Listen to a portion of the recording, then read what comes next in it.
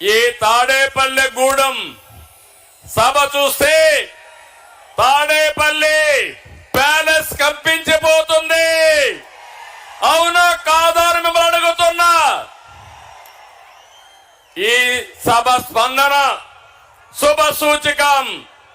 త్వరలో రాష్ట్రానికి మళ్ళీ నవోదయం అది జరుగుతుంది. వచ్చే ఎన్నికలు రాష్ట్రానికి అత్యంత కీలకం. అందుకే రెండు పార్టీలు కలిసి బరిలో దిగాయి. మేము చేతులు కలిపింది మా కోసం కాదు, మా పార్టీల అధికారం కోసం కాదు, నా కోసమో పవన్ కళ్యాణ్ గారికి అధికారం కోసం కాదని మరొకసారి మీ అందరికీ విజ్ఞప్తి చేస్తున్నాను. మేము చేతులు కలిపింది రాష్ట్రం కోసం, 5 కోట్ల భవిష్యత్తు కోసం. ఇక్కడుండే యువత, విద్యార్థులు, పుట్టిన బిడ్డల కోసం, పుట్టబోయే బిడ్డల కోసం, వారి భవిష్యత్తు కోసం మేము కలిశామని చెప్పి కూడా నేను మీకు తెలియజేస్తున్నా. విధ్వంసమైన రాష్ట్రాన్ని నిలబెట్టడానికి చేతులు కలిపాం. హత్యకు గురైన ప్రజాస్వామ్యాన్ని తిరిగి బతికించడానికి మేము చేతులు కలిపాం. దెబ్బతిన్న రైతాంగం కోసం, మీ బిడ్డల ఉద్యోగాల కోసం కలిసి బరిలో దిగాం. ప్రభుత్వ బాధలతో చిత్రమవుతున్న పేదవాడిని కాపాడడానికి ఇద్దరం కలిసి అడుగేస్తున్నాం.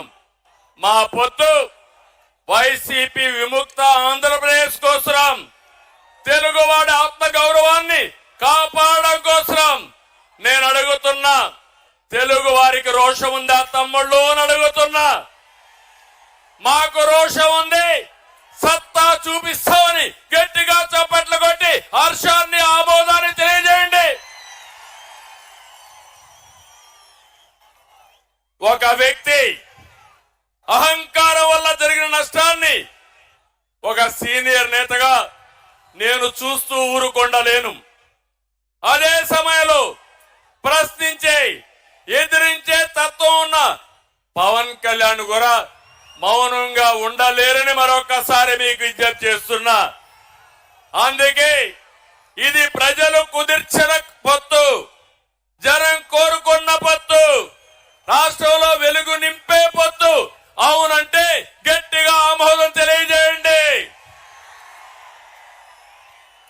రాష్ట్ర పునర్నిర్మాణం కోసం మాతో చేతులు కలపండి, మాతో అడుగేయండి మనస్ఫూర్తిగా మిమ్మల్ని అందరినీ కోరుకుంటున్నా. అదే సమయంలో మీరు ఒక్కసారి చూస్తే రాష్ట్ర పరిస్థితి అందరూ అర్థం చేసుకోవాలి. 2014 గతాన్ని ఒకసారి నెమరు వేసుకుని భవిష్యత్తుకు నాంది పలకాల్సిన బాధ్యత మనందరికీ ఉంది.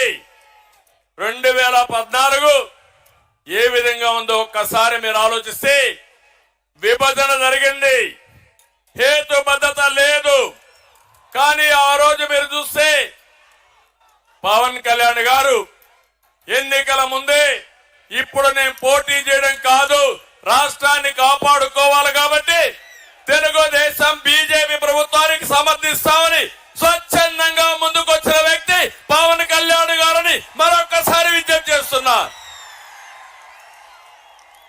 అక్కడి నుంచి మేము అధికారాన్ని ఒక బాధ్యతగా తీసుకున్నాం. ప్రతి క్షణం రాష్ట్రం కోసం ఆలోచించాం. నాడు మీరిచ్చిన అధికారంతో ఆర్థిక కష్టాలున్న రాష్ట్రం, రాజధాని లేని రాష్ట్రం, పరిపాలన అస్తవ్యస్తంగా ఉన్న రాష్ట్రం, అవన్నీ కూడా అంచెలంచెలుగా ఏం చేయాలని ఆలోచించాం. అయితే ప్రజలందరూ కూడా ఒక షాక్ లో ఉన్నారు. విభజన జరిగింది, హైదరాబాద్ నగరం పోయింది, మాకు పింఛన్లైనా ఇవ్వగలుగుతారా, రాష్ట్ర భవిష్యత్తు ఉంటుందా అని ఆలోచించే సమయంలో ఆ రోజు అనేక కార్యక్రమాలు చేశాం. ఒక విషయం ఇక్కడ గుర్తుపెట్టుకోవాలి, ఆంధ్ర రాష్ట్రంలో అన్ని వనరులు ఉన్నాయి. యువత ప్రపంచాన్ని జయించే శక్తి తెలుగు తమ్ముళ్లకుంది. అది ఆంధ్రప్రదేశ్ సొంతమని యువతకు విజ్ఞప్తి చేస్తున్నా.